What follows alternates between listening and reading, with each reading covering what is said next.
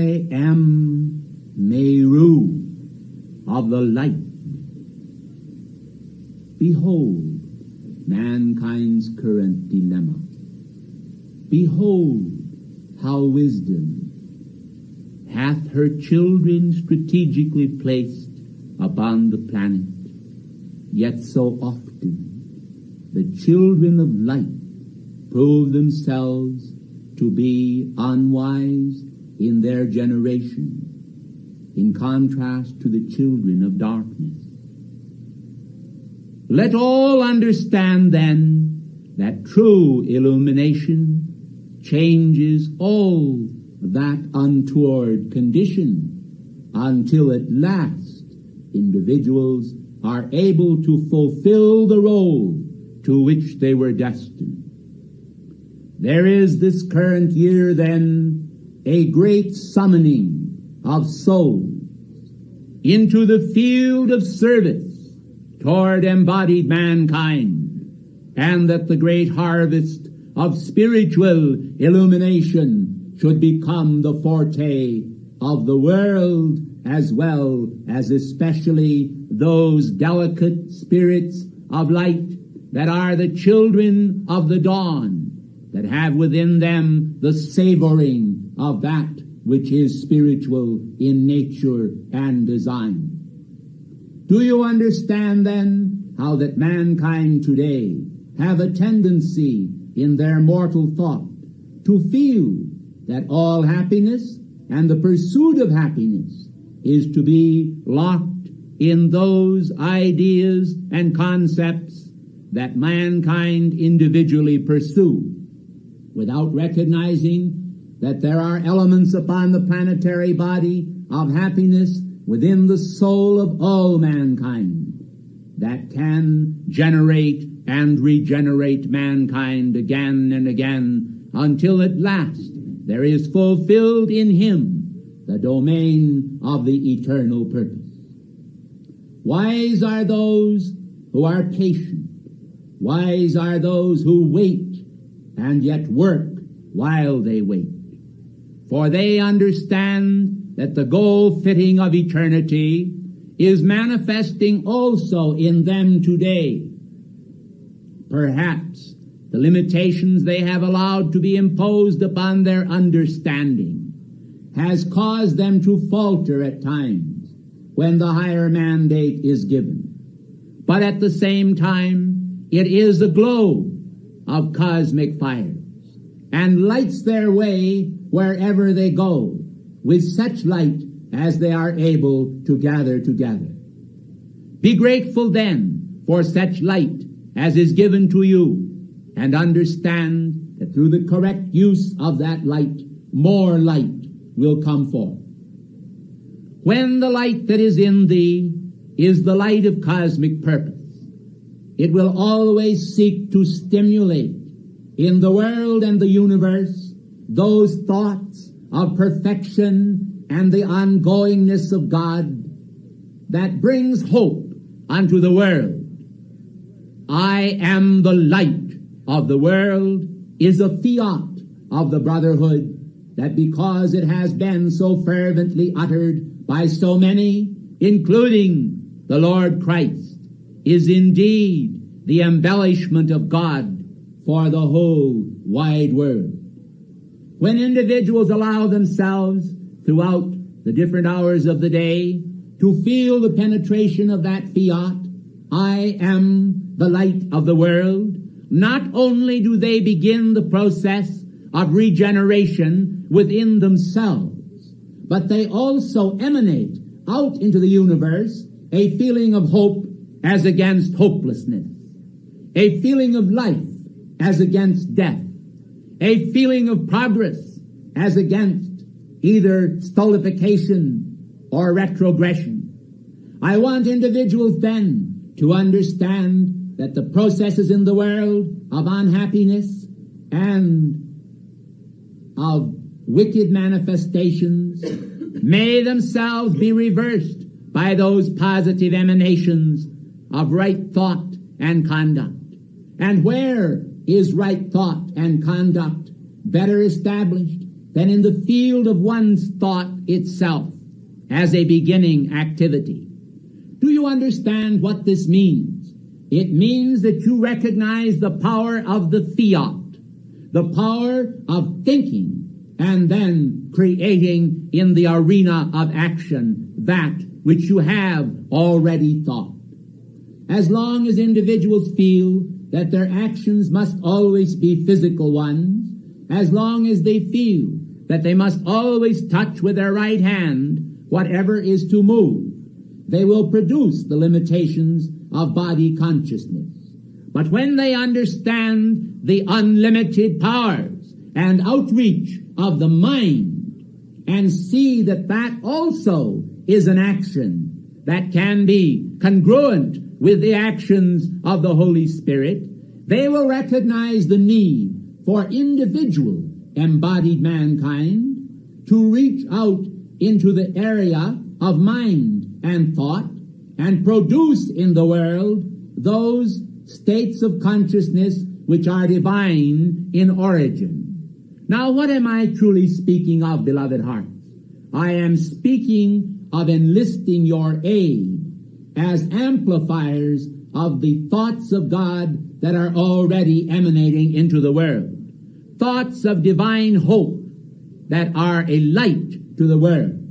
Therefore, the statement, I am the light of the world, can mean that you individually recognize that you are a light in the world because God already is that light.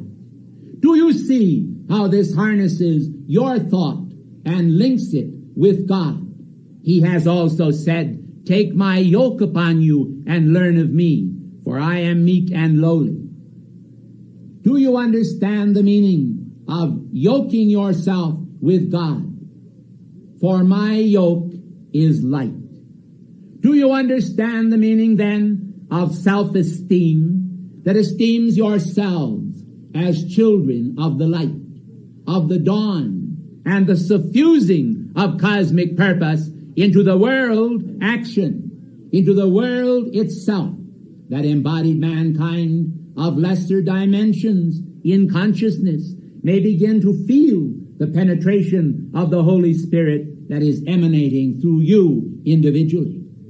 When you recognize this potential of being the light of the world, it is an entirely different concept of considering anyone in the world to be the light of the world, and then looking to that individual, no matter how great they may be, to be the deliverer of the world, when in reality the divine thought clearly proclaims to all, I am the light of the world, bringing all into that magnificent sense of identification where they feel a part of the emanation of the only begotten Son, full of grace and truth within themselves.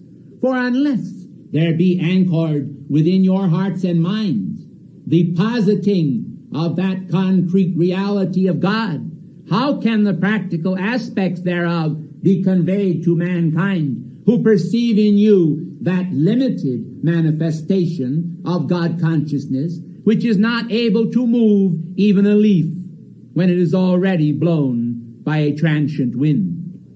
I would like you to understand then that the power to move mountains, the power of universal faith, the power to change the world is needed very greatly today by the hierarchy. And that is why I am permitted today to discuss in this manner, even if necessary, to seem to uproot the traditions and concepts of men, but in reality to be instead affirming the precepts of the living God and affirming them by planting the divine seed right within you, so that the harvest may also occur right within you and within your thought. Do you understand then that the force field of cosmic illumination is intensified through acceptance of the mind of God? Take the term, the simple phrase, the mind of God. Hold it in consciousness as austere, unapproachable, and far away, and perceive how it does nothing for you.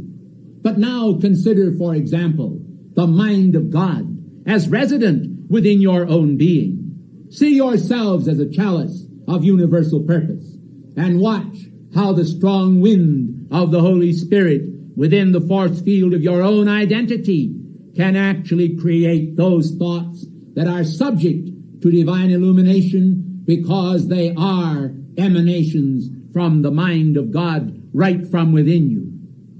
Do you see how the intimacy of being able to contact the deity reinforces the power of the deity within your consciousness? And lo and behold, magnificent ideas are born in your consciousness simply because you are willing to exercise your spiritual prerogatives and bring into manifestation the very glories of heaven that were intended to stream forth right where you are. You become then an orifice of God, an opening in the world where God can pour his light through. I am the light of the world. Do you see then that mankind are often the orifices of darkness, that they are often arbiters of destruction? Do you see how they become tools of darkness from time to time? Is it then any more dangerous, shall we say, for individuals to become servants of the light? I am the light of the world. I do not think it is dangerous at all, but it rather is significant, where men do not do it, of a neglected opportunity. And when the opportunity is neglected, it becomes a bushel of neglect that by and by becomes an excuse for some to rationalize why they cannot produce the 10 talents simply because they do not even utilize the one. I want you to understand today then that when the phrase the mind of God is uttered and perceived as right within one's own individual mind, pouring its light into the orifice of that mind, it becomes a crucible of intense desire, the desire of the Holy Spirit for the souls of men, and therefore the divine magnet is created in the individual consciousness and does not always need to extend itself into some individual idea of human practicality. For after all, it is able to magnetize the thoughts of God by which he framed the world. And when those thoughts are magnetized, lo and behold, in Peking or in Rome, in London or in New York, somewhere upon the earth, one suddenly hears of an activity that is an activity of God coming forth through some great painting, some great manifestation of music, some manifestation of prose, some activity of the extension of God's heart. But in reality, if the truth were known, it was the activity of God through your mind that sparked it in another. Do you understand then that the practicality of the divine manifestation is not always limited to great deeds that appear upon the screen of history, but often to those fiats of light that you utter within your consciousness as children of the dawn? The recurrence then of these events among mankind tend to magnetize and fortify those spiritual events in the world of form whereby all men are together drawn toward the great pageant of the ages, the dawn of reality that comes forth upon the screen of darkness as a great light, that all may behold and understand their role in producing that receptivity in consciousness whereby true illumination is born. I stand then between North and South America to extend to all the family of nations the great divine power of illumination, that men may grow and glow in the fervor of the divine concept and see that right within their consciousness the fires of God flash forth upon the altar of being. O divine ones, whether in embryo or on the pathway toward the ascension completion of your activity, realize that right where you are their God is. Divine illumination is born as you accept the strength of that shining. For behold, I am the light of the world.